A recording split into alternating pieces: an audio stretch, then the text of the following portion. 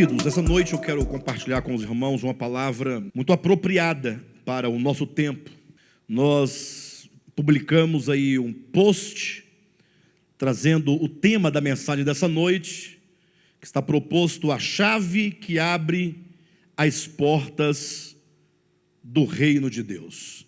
Então eu quero pedir a atenção de todos neste momento, dos que estão aqui dentro do local, que todos vocês escutem essa palavra com muita atenção, que você escute com o seu coração, e que você que está em casa também possa pegar a sua Bíblia neste momento, e como que estivesse aqui, com bastante atenção, acompanhasse os textos, acompanhasse a explicação, e se permitisse ser ministrado pela rica e poderosa palavra do Senhor.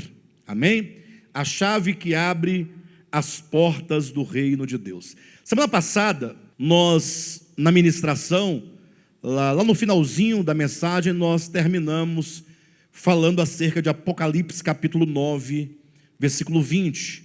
Um texto muito interessante, porque é um texto de Apocalipse que situa-se exatamente durante o momento da grande tribulação, o momento do toque das trombetas, né? Ou seja, as trombetas ali no Apocalipse é Deus dizendo, gritando dos céus, é a voz divina à humanidade, para que todos escutem, que todos os homens que estão ali na terra sofrendo aqueles juízos, como já dissemos outras vezes, são juízos provenientes do próprio pecado do homem. Ou seja, é o pecado do homem que tem produzido todos esses males sobre a humanidade, e é o pecado do homem que na verdade atrai todos esses juízos sobre a terra. E diz a Escritura, no capítulo 9, versículo 20 de Apocalipse, que mesmo a despeito de todos os juízos que os homens sofriam, ainda assim eles não se arrependeram da idolatria que eles faziam com as obras das suas próprias mãos. Ou seja, mesmo assim os homens não se arrependeram no coração.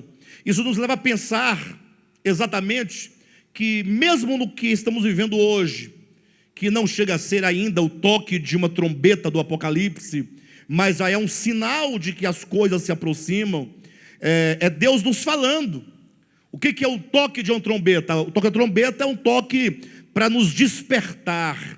É como se todos nós estivéssemos dormindo, ou estivéssemos anestesiados, ou estivéssemos embriagados, e é preciso então que venha um som forte como de uma trombeta, para nos chamar a atenção, como quem nos convida ao arrependimento. Daí foi que o Senhor colocou no meu coração falar hoje de uma maneira um pouco mais específica acerca do arrependimento. De antemão, logo adianto que a chave que abre as portas do reino de Deus é o arrependimento. Para tanto, quero convidar a todos a pegarem suas Bíblias e leem comigo no Evangelho de Lucas, capítulo 3. Vamos ler aqui pelo menos 17 versículos. Acompanhem comigo em nome de Jesus. No 15º ano do reinado de Tibério César, sendo Pôncio Pilatos governador da Judéia, Herodes tetrarca da Galileia, seu irmão Filipe tetrarca da região da Itureia e Tranconites e Lisânias, tetrarca de Abilene, sendo os sumos sacerdotes Anás e Caifás, veio a palavra de Deus a João, filho de Zacarias, no deserto. Ele percorreu toda a circunvizinhança do Jordão, pregando o batismo de arrependimento para a remissão de pecados, conforme está escrito no livro das palavras do profeta Isaías: voz do que clama no deserto, preparai o caminho do Senhor, endireitai as suas veredas. Todo vale será aterrado, e nivelados todos os montes e outeiros. Os caminhos tortuosos serão retificados, e os escabrosos aplanados, e toda a carne verá a salvação de Deus. Dizia ele, pois, às multidões que saíam para serem batizadas: raça de víbora, ou de víboras, quem vos induziu a fugir da ira vindoura? Produzi, pois, frutos dignos de arrependimento, e não comeceis a dizer entre vós mesmos: temos por pai a Abraão, porque eu vos afirmo que dessas pedras Deus pode suscitar-vos filhos a Abraão. E também já está posto o machado à raiz das árvores. Toda árvore, pois, que não produz bom fruto, é cortada e lançada ao fogo. Então as multidões o interrogavam, dizendo: que havemos, pois, de fazer?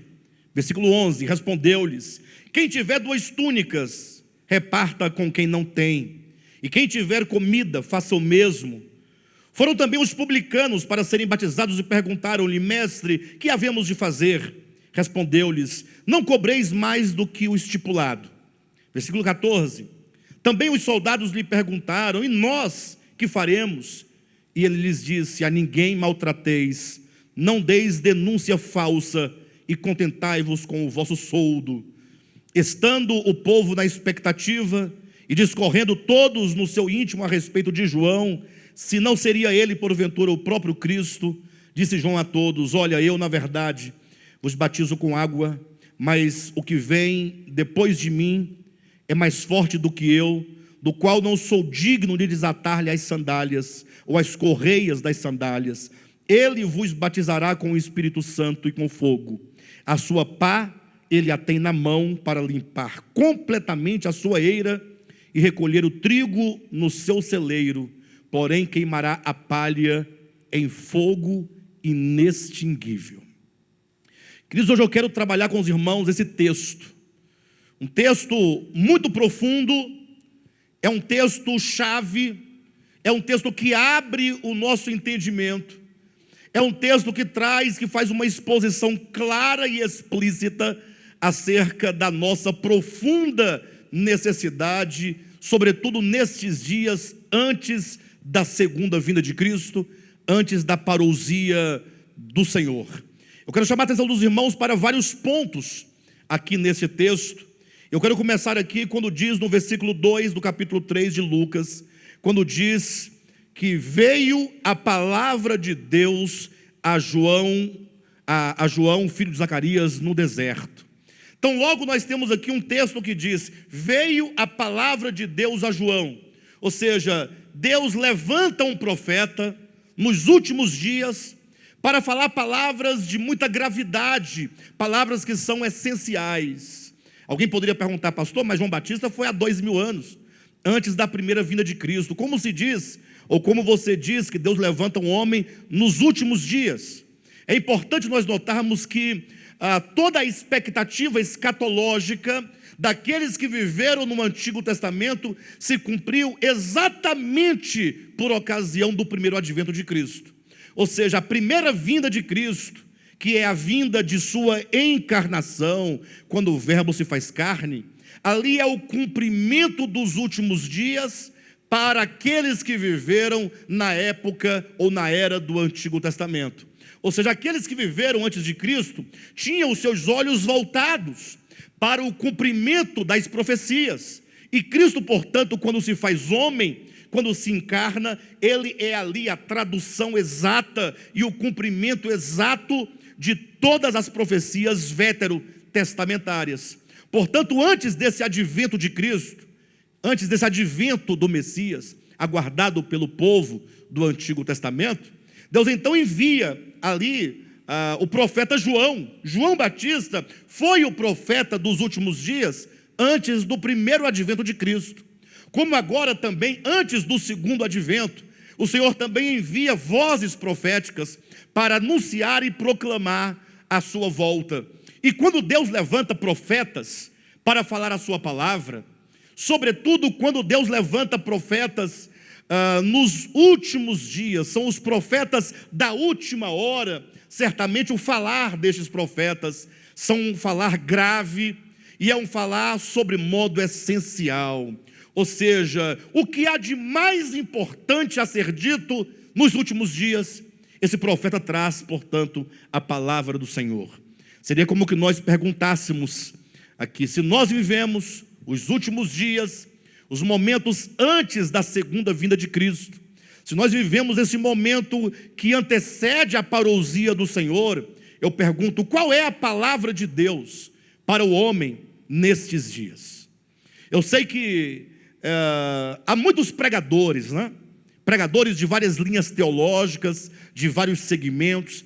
há pessoas de todo modo falando de todas as coisas, há muitos temas sendo ministrados, mas a grande questão é qual é a mensagem de Deus, que é essencial, que é primordial para os nossos dias. E esse capítulo 3, portanto, de João, por ser ele a palavra de Deus que veio a João nos últimos dias que antecediam a primeira vinda de Cristo, nós cremos que ela traz exatamente a mesma essência, o mesmo conteúdo que se deve pregar nos dias finais que estamos nós vivendo. E qual é a palavra de Deus então que veio para João Batista? Capítulo 3, versículo 3 de Lucas, acompanhe.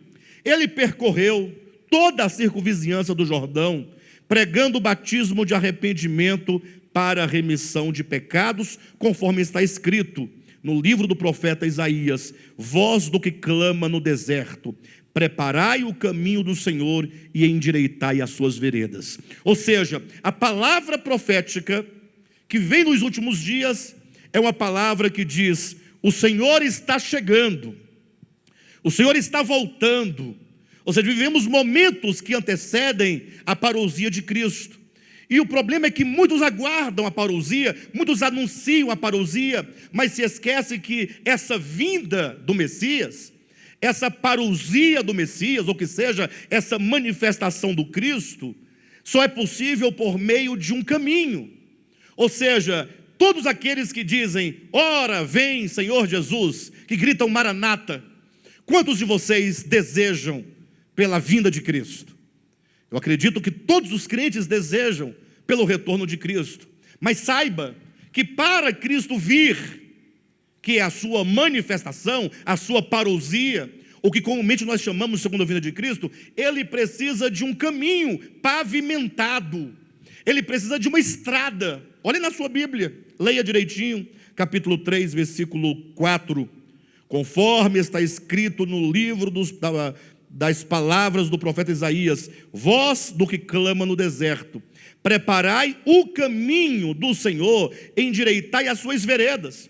Ou seja, o caminho pelo qual ele vem, o caminho pelo qual ele percorre para a sua manifestação, precisa de ser endireitado.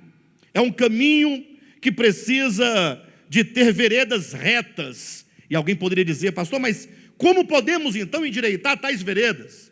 Como podemos nós pavimentar esse caminho?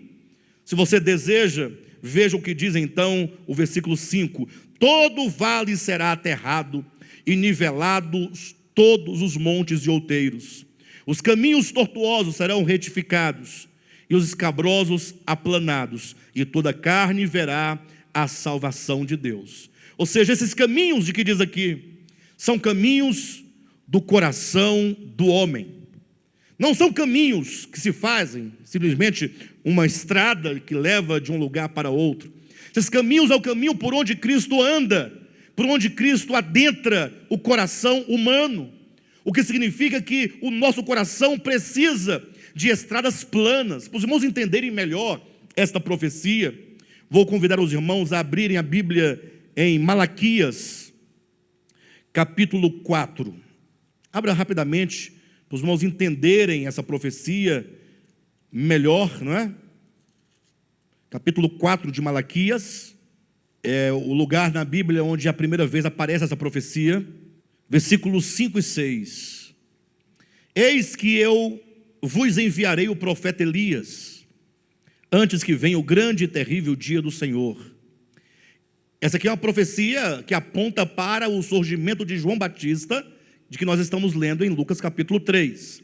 Versículo 6 disse: ele converterá o coração dos pais, ou melhor, ele converterá o coração dos filhos a seus pais, para que eu não venha e fira a terra com maldição. Ou como diz, ele converterá o coração dos pais aos filhos e o coração dos filhos a seus pais. Ou seja, veja que esta é uma profecia que aponta exatamente para uma correção. O ministério de João Batista era um ministério de converter corações. Malaquias fala de um tempo em que a relação entre pais e filhos estaria desgastada. Ou seja, imagine vocês que quando acontece de no núcleo familiar, pai e filho terem problemas de coração, é porque então a sociedade já está num completo apodrecimento. Porque quando chega a atingir os laços mais íntimos e mais profundos, que são entre pais e filhos, é porque então a terra está completamente mergulhada em profundos pecados. Por isso que abrindo em Lucas capítulo 3, nós vamos encontrar dizendo que é preciso que se pavimente um caminho. Esse caminho se pavimenta no coração, ou seja, um coração tortuoso, um coração cheio de buracos, cheio de abismos, cheios de vales, cheios de montanhas. E é preciso então que venha como que uma patrola, né, do Espírito Santo, aplanando os caminhos, preparando caminhos retos. Evidentemente, esta é uma linguagem simbólica que a Escritura utiliza para nos falar de uma profunda conversão do nosso coração. Nós precisamos nos converter a Deus, nos converter à sua verdade. A grande questão é que a ideia de conversão, a ideia de arrependimento tem sido distorcida ao longo de toda a história, sobretudo do cristianismo. Isso porque imagine você que alguém ouve uma palavra, uma pregação, ele aceita Jesus e diz, nesse dia tal eu me converti a Jesus. Eles entendem conversão no sentido de que alguém, num dado momento, ele entra para uma certa instituição religiosa. É o dia que ele aceita, né, aquela instituição como sendo a instituição correta e aceita os dogmas daquela instituição como sendo uma expressão da verdade. E se esquece que conversão e arrependimento são eventos que ocorrem no coração do homem, de modo a transformar completamente a sua forma de pensar, a sua forma de apreender o mundo, a sua forma de interpretar as relações. Ou seja, há uma mudança completa no ser do homem, no ser interior. Por essa razão é que quando aqui João Batista aparece pregando, pense comigo por um momento, no deserto, e as pessoas iam chegando para ele, e ele dizendo, olha, arrependei-vos, porque é chegado o reino de Deus. Então até então chega essa expressão, arrependei-vos, né? É uma ordem, é preciso que se arrependa. Ou seja, se o reino de Deus está chegando, requer-se de cada um arrependimento. E aí vem então algumas perguntas que nos abrem o sentido, o entendimento do que seja arrependimento. Logo, diz a Escritura, que vieram a João Batista as multidões, depois foram a ele os publicanos e depois os soldados. E todos esses três grupos de pessoas perguntavam a João Batista a pergunta que todos nós precisamos fazer. Ou seja, diante da grande questão, arrependei-vos, porque é chegado o reino de Deus, as multidões perguntaram para João, sim, e o que nós então devemos fazer? Veja aqui uma pergunta de ordem prática. Pense comigo por um momento. Digamos que eu diga para vocês, irmãos, nós estamos vivendo os últimos dias. Estamos vivendo momentos que antecedem a manifestação do reino de Deus. E todos nós queremos entrar nesse reino, no sentido de que nós queremos fazer parte desse reino, nós queremos que esse reino se manifeste em nós. Agora, a chave que nos dá acesso a uma experiência real do reino é exatamente o arrependimento. Não é o que João fala? Arrependei-vos, porque é chegado. Ou seja, sem arrependimento não se terá uma experiência real desse reino de Deus.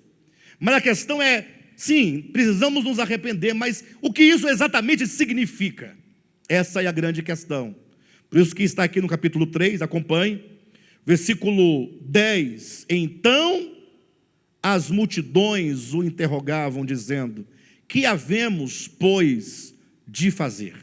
Essa é a pergunta que nós devemos fazer hoje, diante da mensagem da nossa necessidade de arrependimento. Eu quero dizer aos irmãos que eu preciso de profundo arrependimento.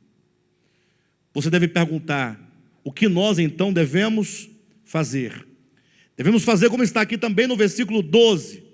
Foram também os publicanos para serem batizados e perguntavam-lhe, mestre, o que havemos de fazer?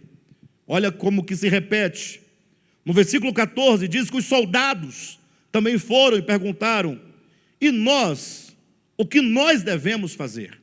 Ou seja, essa pergunta das multidões, dos publicanos e dos soldados, significam claramente que, a despeito do convite e do chamamento para arrependimento, nem as multidões, nem os publicanos, nem os soldados entendiam na prática o significado do arrependimento.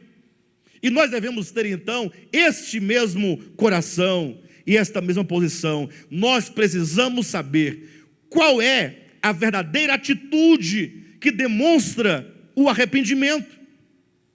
E aqui eu quero estabelecer, instaurar um grande problema. Pense comigo.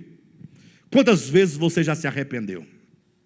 Se eu perguntasse aqui para os irmãos que estão aqui comigo, quantas vezes você se arrependeu? Muitas vezes, né? E de muitas coisas.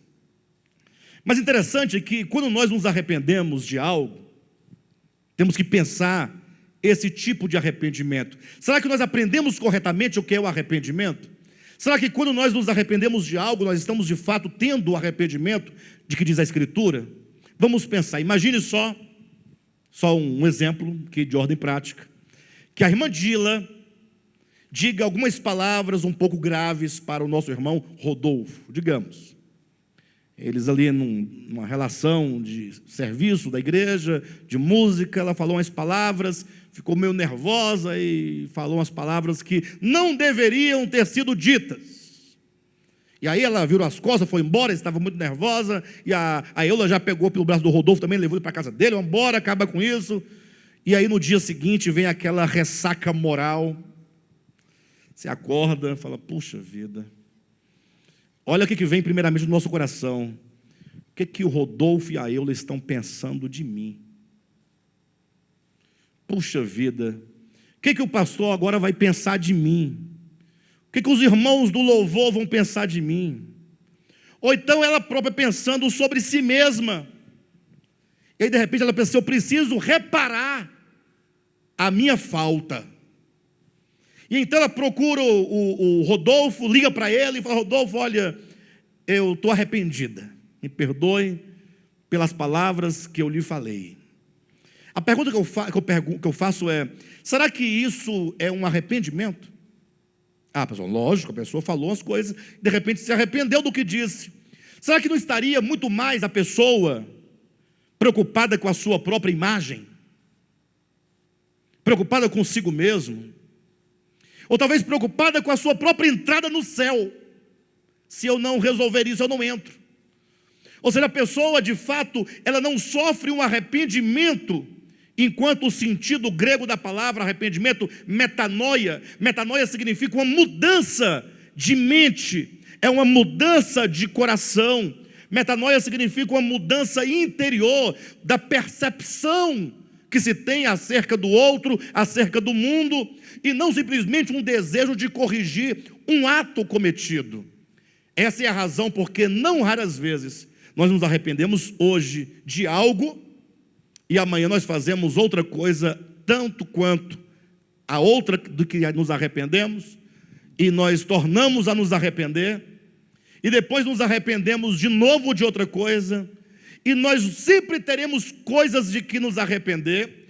E todo o arrependimento que nós passamos, esse tipo de arrependimento, não é suficiente para nos parar, nos impedir de realizar novos problemas.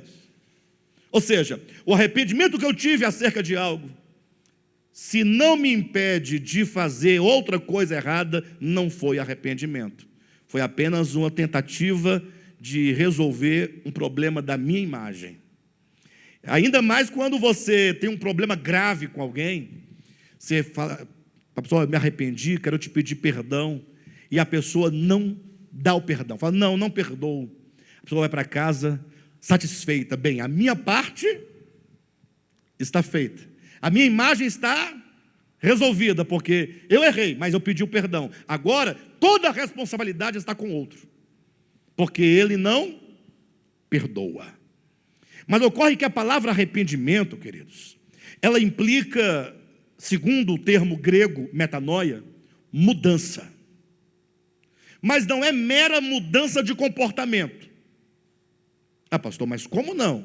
Nós temos que mudar os comportamentos. Sim, o problema é que enquanto você estiver querendo resolver o problema de um comportamento, você nunca conseguirá.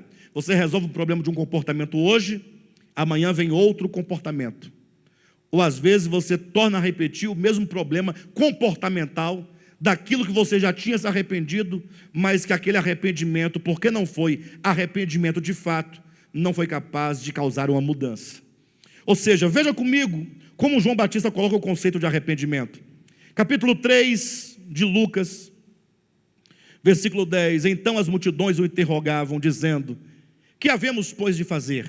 Respondeu-lhe João: quem tiver 2 túnicas, reparta com quem não tem. E quem tiver comida, faça o mesmo. João Batista coloca algo de ordem prática. Quem tem 2 túnicas, divida com quem não tem. E quem tem comida, faça o mesmo. Ora, o que isso significa? Qual a relação dessa obra prática com aquilo que nós somos? Nós somos, enquanto homens, egoístas. Não basta toda a influência que nós sofremos durante toda a nossa criação. Nós vivemos num mundo capitalista. E esse momento em que nós estamos vivendo agora, exatamente, com esse aqui, pelo menos aqui em Brasília, no mundo todo, né, no Brasil todo, um problema que está afetando a economia do país.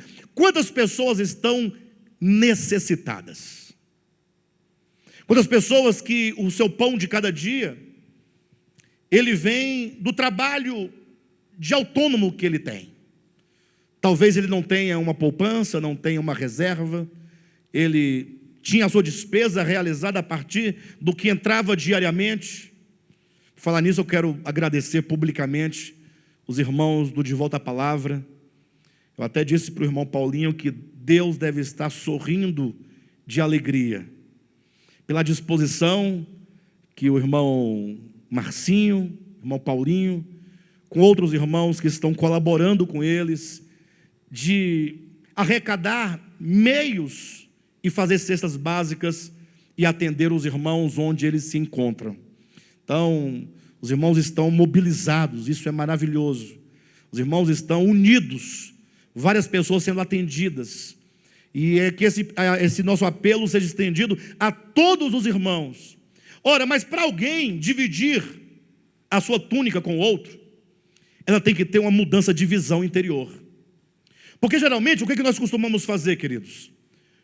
Nós costumamos dar quando nos... Ajuda aí. Nós costumamos dar quando nos sobra. Quando nos sobra. Vamos pensar comigo, eu quero convidar os irmãos, pare um pouquinho, reflita. O nosso grande argumento é o seguinte: olha, infelizmente, agora eu não tenho como ofertar. Essa é a palavra, esse é o raciocínio que todos nós temos. Eu pergunto para vocês, quem é que não tem nada que não possa repartir? Inclusive, tratando-se de doar algo para alguém que precisa, quando se doa o que sobra, isso não é tido, não é visto por Deus como sendo um gesto de generosidade. Quero lembrar os irmãos um texto bíblico. Diz que Jesus estava sentado em frente ao gasofilácio no templo. Lembra daquela situação? Gasofilácio, para quem não sabe, é a caixa de oferta. É o lugar onde se deposita as ofertas. Jesus entrou certo dia no templo e se assentou de frente ao gasofilácio. E diz o texto bíblico que ali as pessoas chegavam, sobretudo os fariseus e escribas, e lançavam grandes quantias de dinheiro dentro do gasofilácio. Jesus observando aquela cena, e os discípulos de Cristo com ele também observando aquela cena. Diz Jesus que de repente veio uma senhora viúva e trazia 1/4 de denário, né? Ou melhor, de um denário não, trazia 1/4 de um valor, me fugiu a memória, mas chega a ser quase que insignificante. Talvez se fosse hoje seria por volta de, quem sabe, 25 centavos, era uma coisa muito pequena. Se você quiser colocar um pouquinho mais para você poder entender o que acontecia, é melhor. O fato é que essa mulher foi lá com essa moedinha e depositou esse quadrante dentro daquela caixa. Vendo Jesus aquela cena, ele perguntou para os discípulos: na opinião de vocês, qual desses aqui, em relação a essa mulher, que deu mais? A pessoa na hora fica pensando: poxa, mas grandes somas sendo lançadas, vem uma senhora com uma moeda, viúva, e deposita esta moeda. Jesus disse: essa mulher, sendo viúva, ela deu mais do que todos aqueles juntos. Por quê? Olha a explicação de Cristo. Porque ela não deu do que lhe sobrava, ela deu do seu próprio sustento. Era tudo o que ela tinha. Neste momento aparece um espertalhão e toma esse texto para dizer que as pessoas devem dar tudo o que elas têm, a semelhança daquela viúva. Mas este não é o ensinamento do texto. Jesus não está querendo dizer que se deva dar tudo o que você tem. Jesus está tratando aqui com a disposição do coração. Ou seja, a partir de uma cena inusitada como esta, Jesus disse: olha, essa mulher é louvada porque ela tem uma disposição de solidariedade, ela tem uma disposição de generosidade. Cristo não está dizendo que se deva dar tudo o que tem, ele está dizendo que quando você doa daquilo que poderia ser útil para você, você só pode fazê-lo porque você é movido por amor. Só pode fazê-lo porque você é movido por generosidade. Agora eu pergunto para os irmãos, no mundo em que nós vivemos, fale a verdade, século 21, onde está a generosidade? Onde está a ideia, não de dar, dar é fácil. Onde está a ideia de repartir? Porque a ideia de repartir é dar daquilo que é meu. Não é você pegar uma camisa que não lhe serve mais. Lógico que se a camisa que não lhe serve mais estiver em boas condições, é bom que se doe também. Nós estamos tratando aqui de sentimentos. Não me interprete mal nenhum de vocês. Não estamos aqui pedindo dinheiro, estamos falando de sentimentos. Não é nem de dinheiro, nem de comida, nem de bebida, nem de veste, é de sentimento. Foram as multidões a João Batista e perguntaram: o Senhor nos manda nos arrepender porque o reino está próximo. O que nós devemos fazer? Como proceder para que haja tal arrependimento? Ele diz: olha, é uma questão de visão. É uma questão de você olhar para o outro e ver: puxa, eu tenho 2 túnicas, o outro não tem nenhuma túnica. Então eu tenho no meu coração uma visão de que o outro precisa tanto quanto a mim, de que eu devo amá-lo como eu amo a mim mesmo. E portanto ele diz: então você que tem 2 túnicas, dê a quem não tem uma, divida. Ou seja, o arrependimento gera em nós uma visão fraterna. Se não temos uma visão fraterna, é porque precisamos de arrependimento. Se a nossa visão ainda está na matemática do eu acho que eu vou poder doar alguma coisa, esse mês eu vou poder doar 100 para ajudar alguém, vamos ajudar o ministério de volta à palavra, esse mês eu não vou poder ajudar porque eu não tenho. A questão é a visão. A questão é que este mundo atual tem uma visão comercial, mercantil, e não tem uma visão de generosidade. O arrependimento, ele altera a nossa percepção. Ele muda o nosso pensar acerca do outro. Ele muda as disposições do nosso coração e nos faz ser aqueles que conseguem ver o outro, sentir a necessidade do outro, e então, mesmo não tendo sobrando, mas se tem alguma coisa, dividir o que tem.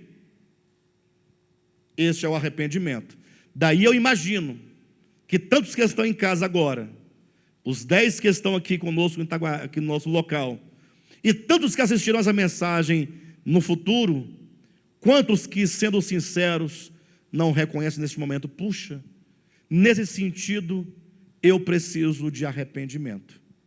Eu preciso de ter a minha visão alterada, o meu coração alterado. Quando você tem o seu coração alterado, o seu coração mudado, as disposições mudadas, você agora é outra pessoa. E agora então não precisará que ninguém lhe diga o que fazer. Então logo você vir uma necessidade, você está pronto a compartilhar aquilo que tem. Por isso que é dito também, continuando no capítulo 3, agora o versículo 12, foram também os publicanos para serem batizados e perguntaram-lhe: mestre, que devemos fazer? Respondeu-lhes: não cobrais mais do que o estipulado. Para quem não sabe, os publicanos eram judeus, eram hebreus, mas que prestavam serviço para Roma. Era uma espécie de servidor público, mas não no sentido de servidor público como nós temos aqui no Brasil. Ou seja, é porque Roma se assenhorava e escravizava o povo de Israel, cobrando-lhes pesados tributos. Então imagine só os hebreus tendo que pagar tributo, pagar para Roma todo mês, pagando ali os tributos, né? Pagando impostos para Roma. E aí Roma contratava quem para fazer o recolhimento desses impostos? Contratava hebreus. Então, os hebreus, de modo geral, viam o publicano, primeiramente, como uma pessoa que era traíra.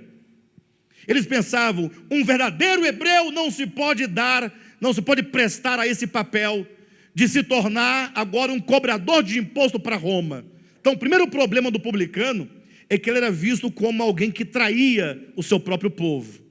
O segundo problema é que, como esse publicano, ele já era rejeitado pelo seu próprio povo, então agora ele também começava a cobrar altos juros do seu próprio povo.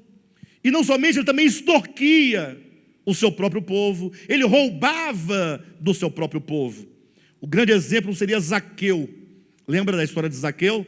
É dito que quando ele teve uma conversão real no seu coração, o que é dito? Ele falou: Senhor, eu me proponho a dar a metade dos meus bens para os pobres. Qual é a palavra que tem lá mesmo? E se eu extorquir alguém, eu quero devolver 4 vezes mais. Ou seja, o publicano era aquele que geralmente cobrava mais do que era devido. Em termos práticos, hoje nós podemos falar, existe o agiota. O agiota é aquela pessoa que tem dinheiro e fica esperando uma vítima. Quem é a vítima? Aquela pessoa que está no sufoco, aquela pessoa que, se ela não conseguir pagar o aluguel até amanhã, ou a prestação da casa, ele vai ser despejado. E aí então o agiota, aproveitando-se do sofrimento, da miséria e desgraça do outro, fala: eu empresto, mas eu empresto a 20% de juro. Aí o indivíduo não tem saída, o que ele faz? Ele aceita. Essa é a ideia. Mas não se aplica somente ao agiota propriamente dito. Se aplica também a nós mesmos, que não raras vezes nos aproveitamos de uma condição difícil de uma outra pessoa e excedemos na cobrança daquilo que é devido. Então, João vai dizer: ó, vocês que são os publicanos, vocês não devem cobrar mais do que o estipulado. Sejam honestos. O arrependimento gera mudança e nos faz pessoas honestas.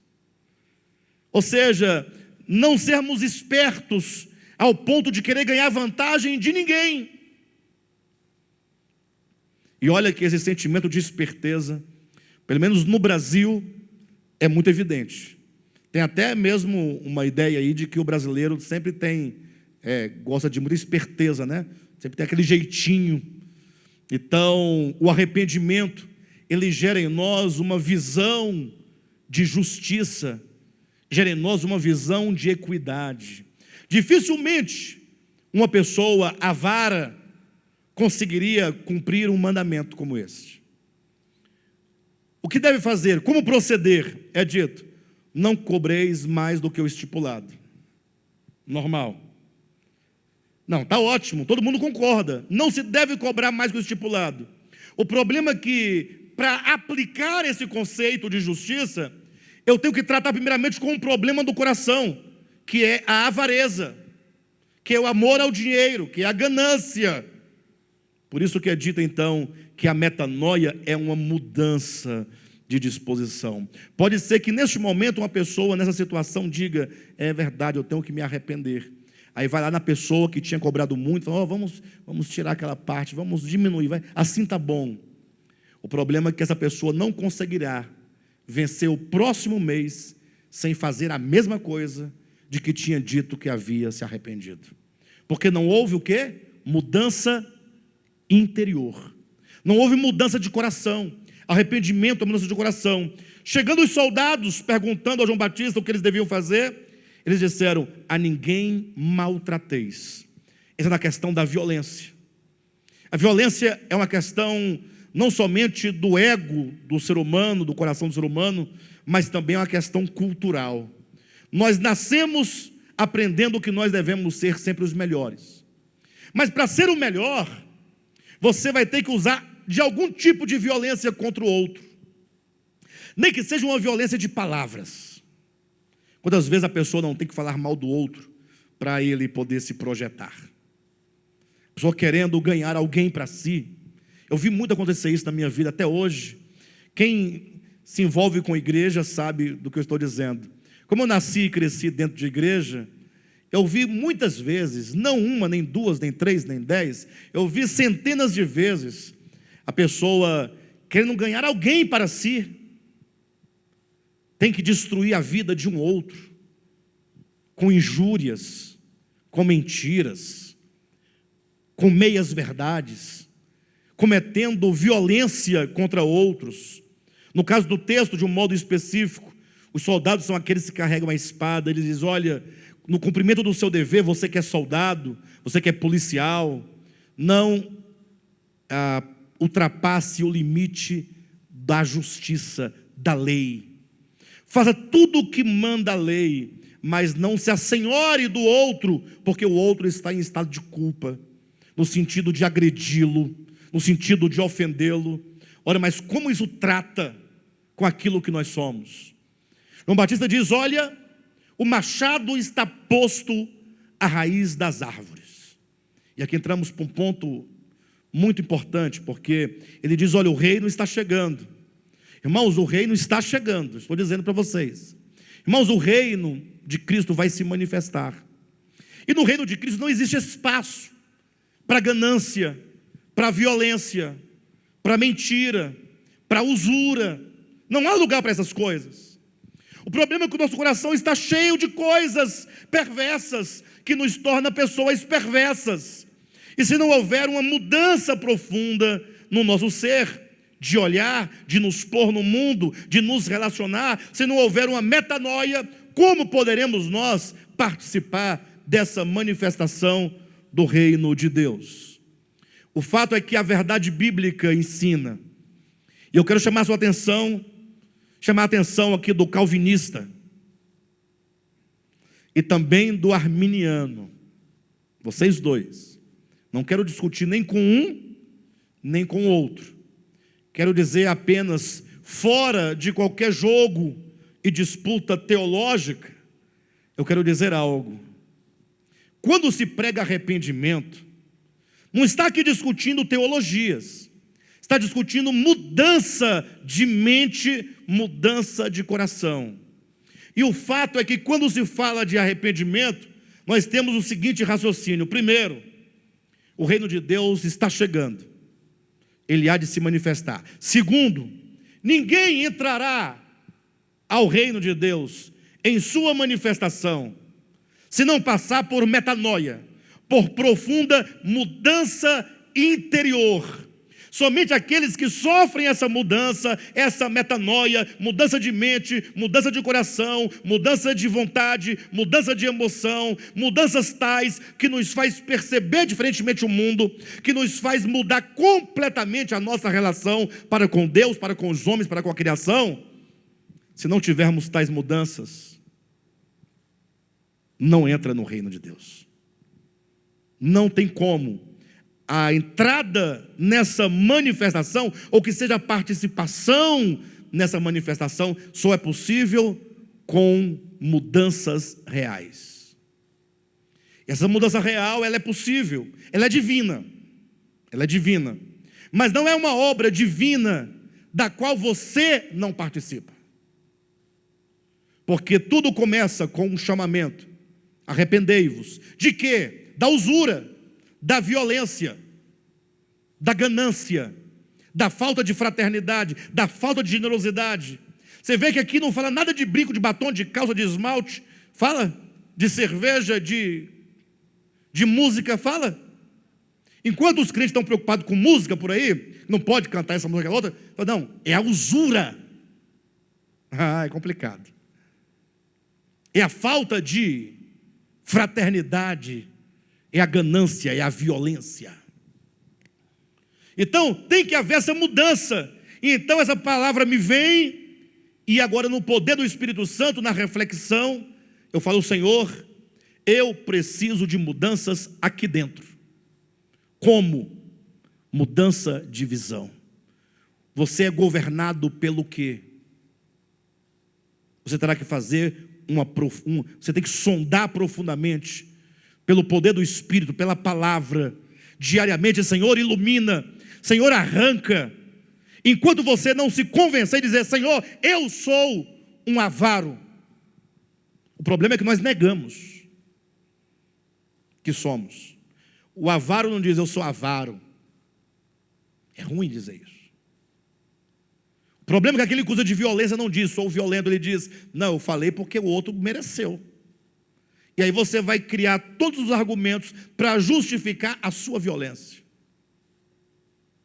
O problema é que quando nós temos que repartir com o outro, você tem que olhar apenas o outro com a sua necessidade, mas nós justificamos: não, esse é um vagabundo, ele não trabalha. Eu trabalho. Enquanto ele estava lá na praia, brincando, curtindo, eu estava ralando. Então nós sempre temos desculpas. Então somente com profunda reflexão, oração, dependência do Espírito Santo, sobretudo confissão, é que o nosso ser será mudado. Então, a despeito de você ser calvinista ou arminiano, vocês não entram aqui no texto no sentido de defender esta ou aquela teologia. O fato é, todos precisam de passar por essas mudanças para entrar e participar da manifestação do reino. Ponto. Não tem outra maneira. Terceiro, mas e se eu não mudar, o que vai acontecer? É dito: o machado está posto à raiz da árvore. Ou seja, a árvore, ela tem uma finalidade: produzir frutos.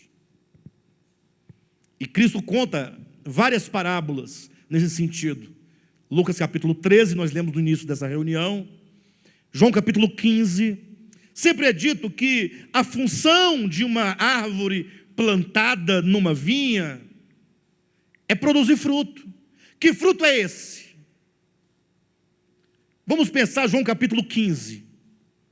Cristo é a videira. Pronto. Se ele é a videira, então tem uma raiz originária de onde procede um tronco, e isto é Cristo. Dele procedem ramos. Nós procedemos dele. Ora, o ramo que procede de Cristo, que é a videira, tem uma função: produzir o fruto. Esse fruto que é possível por causa da videira, por causa da seiva dessa videira, que em nós, que é o Espírito de Cristo, produzirá o fruto de Cristo. O que é esse fruto de Cristo, que é a videira? Que uva é essa? Porque a vide produz o quê? Uva. Que uvas são essas? Ora, é a misericórdia, é a compaixão, é o perdão, é o socorrer o necessitado. Ou seja, é você olhar o Evangelho, leia Mateus, Marcos, Lucas e João, e tudo que Cristo fez, tudo que Ele ensinou, é aquilo que nós devemos fazer, é o fruto. De modo que, se tem uma árvore que está plantada, foi plantada para dar fruto, e é dito, se não produzir fruto, vai ser o quê? Cortada. Ou seja, a única finalidade de um ser humano sobre a terra, entenda isso, você existe para produzir fruto, e esse fruto não é qualquer coisa, é o fruto que procede da vide. Você está na terra, você veio ao mundo, você é um ser humano para que você possa amar, perdoar, socorrer, compadecer-se, abraçar, acolher. Mas se nós tivermos sentimentos de avareza, sentimentos de falta de fraternidade, de generosidade, se nós formos sentimentos de violência, nós não estaremos produzindo fruto. E se não se produz fruto, é como que diz, será cortado. Neste momento, como eu chamei a atenção dos calvinistas, eles dirão, não, mas eu sou eleito. Eu sou eleito, ué. E eleito uma vez, eleito para sempre, uma vez salvo, para sempre salvo. Eu digo, essa sua teologia só serve mesmo só para você contender com alguém que pensa diferentemente de você. Mas essa sua teoria não muda a sua vida. Por mais que tenha alguma coisa de verdade, teologia não muda a vida de absolutamente ninguém. E aqui tem uma mensagem que vai para essas pessoas que se dizem ou se acham garantidas em qualquer coisa que não seja a mudança de coração, que é o arrependimento. Capítulo 3, versículo 7 em diante. Acompanhe. Dizia ele, pois, às multidões que saíam para serem batizadas: raça de víboras, quem vos induziu a fugir da ira vindoura? O modo melhor de você entender esse texto é: quem vos ensinou a fugir da ira vindoura? Uma melhor tradução seria: com quem vocês aprenderam? Ou quem foi que convenceu vocês? Quem foi que persuadiu vocês? No sentido de que vocês acham que vão escapar do juízo. Essa é a questão. Ou seja, qual foi o engano que colocaram no coração de vocês, para que vocês pensem que, mesmo sem arrependimento, ainda assim entrarão no reino? Olha o versículo 8. Produzi, pois, frutos dignos de arrependimento, e não comeceis a dizer entre vós mesmos: temos por pai a Abraão. Esse era o argumento. Veio João Batista pregando, vocês precisam de mudança de coração. Sem mudança de coração não entra. Sem metanoia não tem acesso ao reino de Deus. O reino de Deus é coisa séria. O reino de Deus é a manifestação do próprio Deus no homem. Não tem como. Aí os judeus falavam assim: o que esse cara está dizendo? É doido? O machado está posto a raiz. Como está posto a raiz? Não tem jeito, diziam os judeus para João Batista. Não tem jeito, Deus não pode nos cortar, porque nós somos filhos de Abraão. Eles estavam garantidos. Eles poderiam argumentar mais ou menos assim: olha, Deus escolheu Abraão, Abraão está eleito, acabou. E Abraão gerou quem? Abraão gerou Isaac. Isaac, portanto, gerou Jacó, que gerou 12 filhos, de onde todos nós procedemos. Nós somos o sangue eleito, nós somos a raça eleita, nós somos eleitos em Abraão. Se somos filhos de Abraão, estamos o quê? Garantidos. E podia apelar ainda para a circuncisão. Nós temos a marca na carne, o sinal externo. É mais ou menos hoje, uns dizendo: não, eu sou eleito, estou garantido. O outro dizendo: não, eu tenho o batismo, eu tenho até o certificado de batismo. E aí o João Batista fala: não diga porque sou filho de Abraão. Sabe por quê? Porque Deus faz de pedras filhos de Abraão. Ou seja, você pode ser filho de Abraão, do José, da Maria, do Joaquim. Você pode ser calvinista, arminiano, pode ser católico, pode ser o que você quiser ser. Sem metanoia, não entra no reino de Deus. Você pode fazer parte do sistema que você quiser. Nenhum sistema garante acesso ou entrada ao reino de Deus.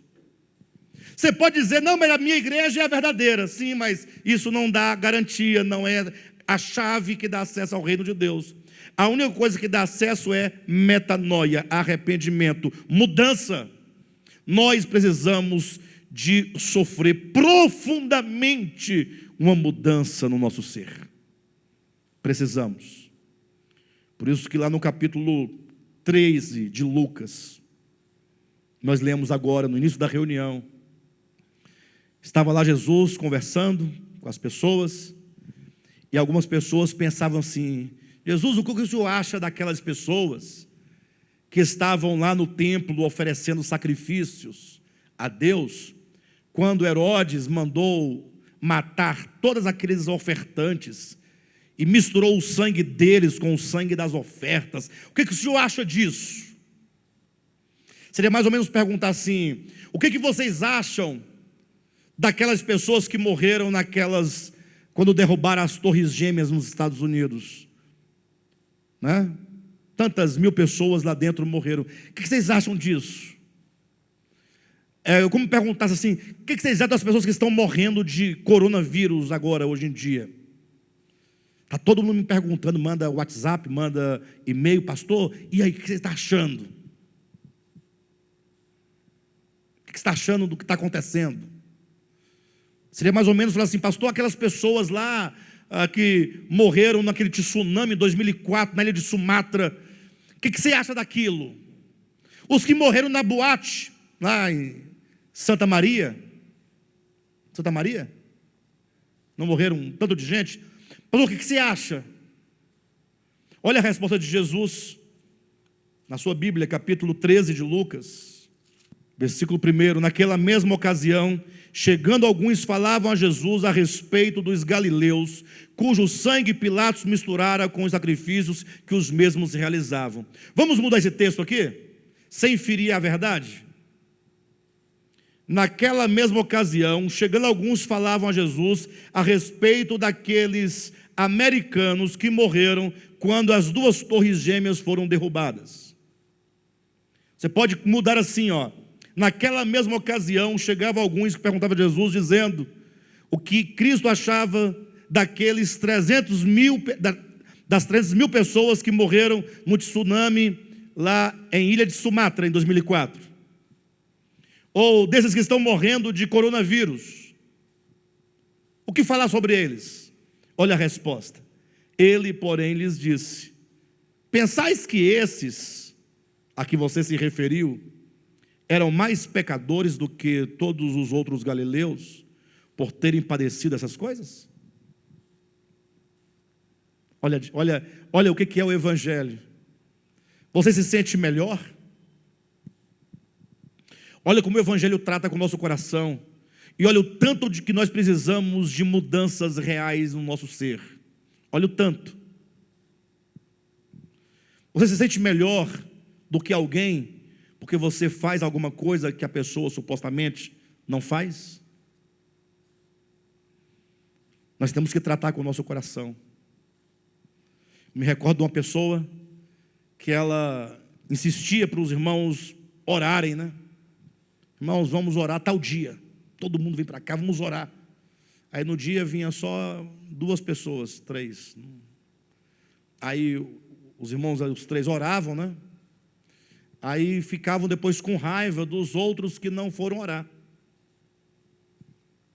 Por que ficavam com raiva? Primeiro, que se estavam orando, não deveriam estar com raiva, né? Começa daí. E segundo, que é porque eu estou orando, você também tem que orar. Se você não ora, assim como eu estou orando, então eu me tenho agora o direito de reivindicar que você faça o mesmo. É a pessoa que às vezes doa alguma coisa e agora se acha no direito de ser a voz que vai mudar o mundo. Tem que dar também. Nós não sabemos ainda doar porque doamos, orar porque oramos, sem lançar fardo nem exigência em nenhuma outra pessoa, Você não é melhor do que o outro porque você faz isso ou deixa de fazer aquilo outro. Jesus está ensinando: olha, vocês acham que aqueles galileus eram mais pecadores do que vocês? Jesus continua dizendo no versículo 2, o versículo 3: não eram, eu vou-lo afirmo, se porém não vos arrependerdes, todos igualmente perecereis. Ou seja, se não houver mudança no coração, se não houver mudança interior, tudo que nós mais precisamos é de mudanças no coração. Está aí uma pauta, está aí uma agenda. Qual é a nossa agenda? O que nós vamos buscar?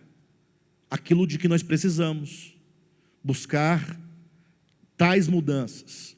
Por isso, em seguida a esse episódio, Jesus conta a parábola da figueira estéril, do versículo 6 ao 9. E eu quero encerrar essa mensagem falando com os irmãos dessa parábola, quando diz: então Jesus proferiu a seguinte parábola: certo homem tinha uma figueira plantada na sua vinha, e vindo procurar fruto nela, não achou. Olhem para mim. Certo homem tinha uma figueira plantada na sua vinha. Isso é significativo. O Senhor está nos chamando a atenção para algo aqui. Quando fala uma figueira plantada no meio de uma vinha, não lhe parece estranho isso? Ou não? Parece estranho. Então veja que o assunto aqui não é somente produzir fruto. Tem alguma coisa a nos ser ensinada aqui nesse ponto. Quando fala de figueira, qual é a primeira coisa que lhe vem à mente? Primeira referência da Bíblia, figueira. Gênesis capítulo 3. Quando Adão e Eva fizeram vestes de folha de figueira para se cobrirem. Lembram disso? A figueira surge na Escritura como um símbolo da justiça própria. Por isso que posteriormente, quando veio o povo de Israel e a lei, agora o povo de Israel, na sua relação com Deus, mediante a lei, Israel agora também é representado por uma figueira. Presta atenção.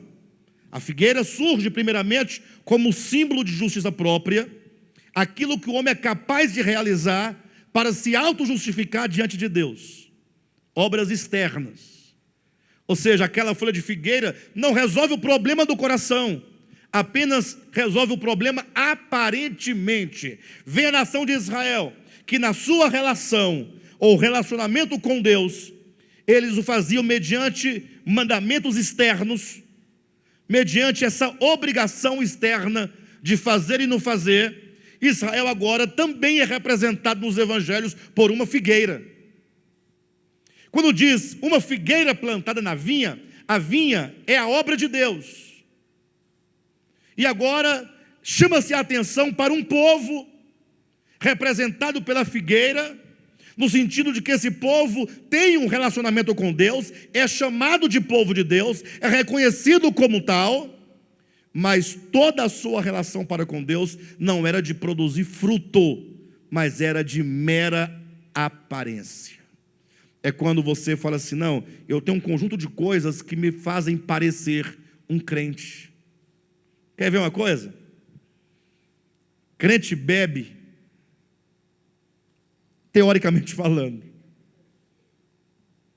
No geral, não. Aí você é abstêmio. Então você já começou a parecer um pouco com crente. Bacana. Crente vai para boate? Não. Teoricamente, não. No geral, no pensamento da cristandade, não.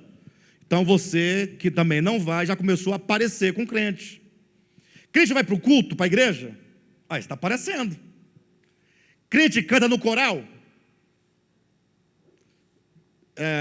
Dá dízimo? Vai para o monte? Então, tendo todas essas coisas, fala assim: poxa, eu estou bem. Isso aí é apenas uma figueira.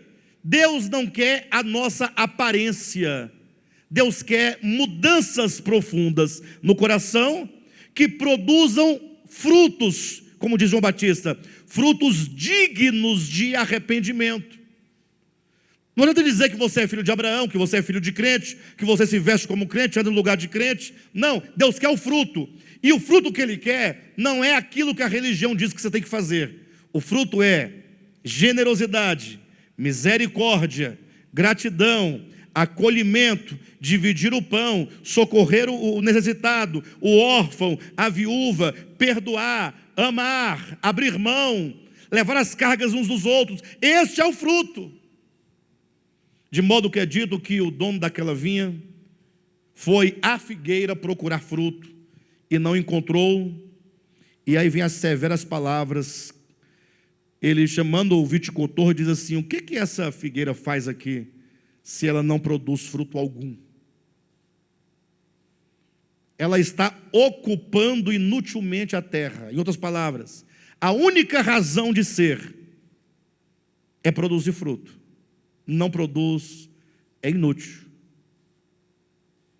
E então, pode cortar, corta ela, lança para ser queimada, para ser destruída, não serve para nada. O viticultor diz: não, Senhor, vamos dar mais um ano de chance, eu vou colocar adubo, eu vou fazer de tudo, eu vou fofar a terra, eu vou cuidar dela, e se depois de um ano continuar, aí tudo bem, pode cortar.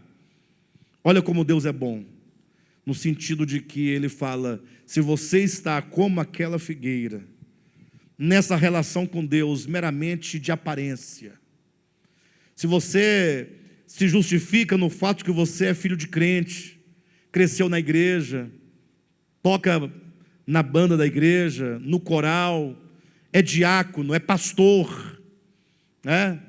Ou que você tem todas as abstinências que a tua igreja propõe.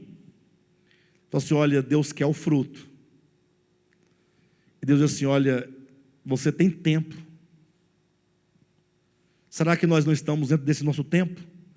Esse tempo que Deus nos dá para termos uma mudança? Estamos sim, estamos nessa oportunidade.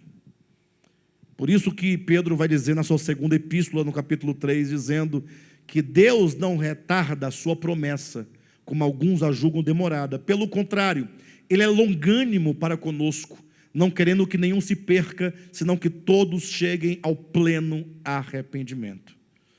Então, o nosso clamor nesta noite, e o nosso clamor diante do quadro em que nós vivemos é: não se desespere com corona, até porque isso aí é fichinha diante do que vai vir ainda. Pastor, mas e o que fazer diante desse quadro? Nos arrepender. É a saída. Mas não o arrependimento de coisas, é arrependimento do ser. Eu sou errado, eu penso erradamente. O meu pensamento, não raras vezes, é um pensamento de um banqueiro, é um pensamento de um chefe, é um pensamento de um capitalista, não no sentido ideológico, cuidado, mas no sentido de que você tem que ter, não divide. O nosso ser está errado. O que está errado não é o que você faz, embora também esteja. O errado é o nosso ser. Somente o arrependimento do ser nos faz uma nova pessoa, e somente sendo nova pessoa, porque passamos por conversão, é que entraremos na manifestação do reino de Deus. O arrependimento, que é mudança, que nos faz sofrer conversão, é a chave que abre o reino de Deus para nós. Tá bom?